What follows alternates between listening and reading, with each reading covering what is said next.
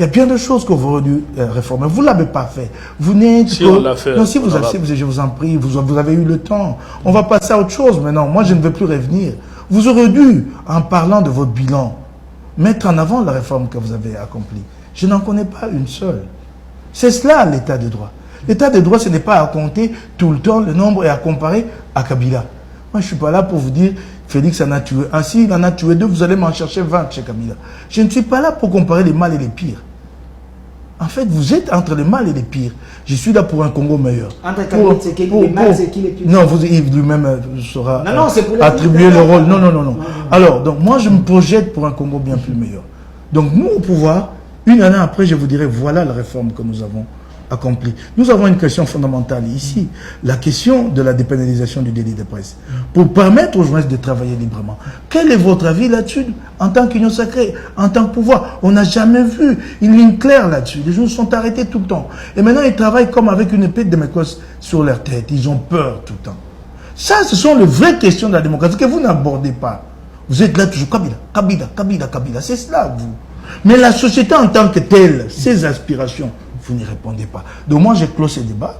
J'ai constaté cette faiblesse, que vous n'avez pas de réforme à présenter aux Congolais. Vous vous acharnez sur le passé de Kabila, que vous voulez que je partage, et vous, les 2 années de Kabila, vous n'avez pas partagé ces passés-là avec lui. 65 ans. Merci beaucoup. 65 ans de l'indépendance. Quand vous me posez la question si je me sens fier d'être Congolais, cette question me met très mal à l'aise, parce que je ne peux pas dire que je ne me sens pas fier d'être Congolais.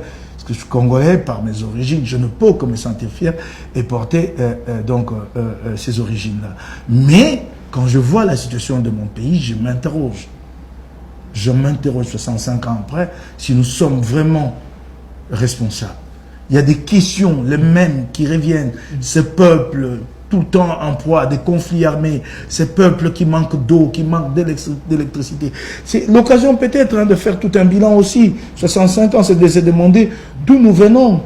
Quelle est la situation du Congolais aujourd'hui?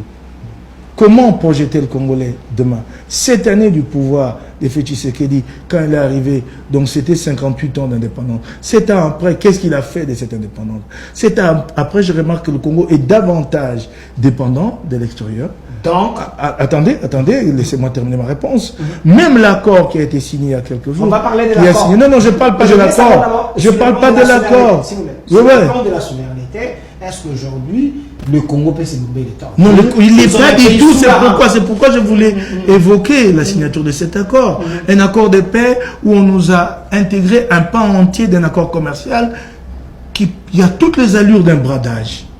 Vous dites toutes les allures d'un bradage. C'est un bradage. J'ai les textes ici, je vais les lire. C'est un bradage. On nous demande, nous, de co-gérer nos parcs avec le Rwanda. Qu'est-ce qu'il y a, s'il vous plaît? C'est dit, je vais les lire. Dans l'intégration économique, on inclut nos parcs. Moi, j'ai amené l'accord ici. Je ne l'ai dit pas en l'air. On nous dit, là-dedans, la gestion de nos parcs. Qu'est-ce qu'il y a à voir? Nous avons 10 parcs nationaux, de grands parcs. Le Rwanda n'en a que 3, de tout petits parcs. Ils ont créé un parc au forceps il y a une dizaine d'années, le parc de Giswati. Le seul parc qui peut nous amener à une cogestion, c'est le parc que nous appelons chez nous de Virunga, qui est le parc de volcan du côté du Rwanda. On peut comprendre. C'est un parc qui est transnational, avec les gorilles de montagne qui vont au Rwanda, qui reviennent chez nous. Ça, on peut comprendre. Mais les autres parcs, qui en a à voir dans un accord économique? On peut comprendre qu'on nous dise de construire en commun un barrage sur la Ruzizi. Oui, la Ruzizi borde la RDC, elle borde le Rwanda, et au sud, elle borde le Burundi et la RDC. On peut comprendre. Mais comment on peut aller jusqu'à nous demander à nous, dans une logique que vous avez créée? Parce que c'est vous qui avez créé cette logique. La logique Sakima. L'or congolais exploité ici, mais à raffiner au Rwanda.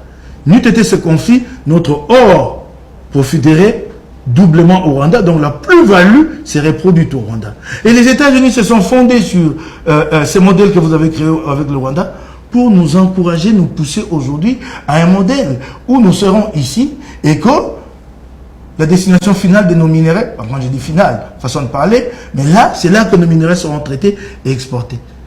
Voilà le Congo de Félix Tshisekedi. Donc, sous régime Tshisekedi, nous avons perdu notre valeur. Mais vous n'avez qu'à jeter un coup d'œil. Qu'est-ce que ces volets d'intégration économique viennent chercher dans un accord de paix. Merci. Je comprends, je vais terminer, je comprends qu'il peut y avoir une volonté, comme ça a été expérimenté ailleurs, de nous pousser vers des intérêts économiques partagés, en se disant que si nous partageons des intérêts économiques, nous n'aurons plus à nous faire la guerre. Mais il faut nous laisser, nous, et le Rwanda, nous asseoir à une table et discuter, pas à partir de Washington, nous pondre un texte qui cède pratiquement des biens du Congo à notre voisin. Donc c'est le cas avec cet accord. Mais je les lirai le moment venu. Je vais vous donner la parole.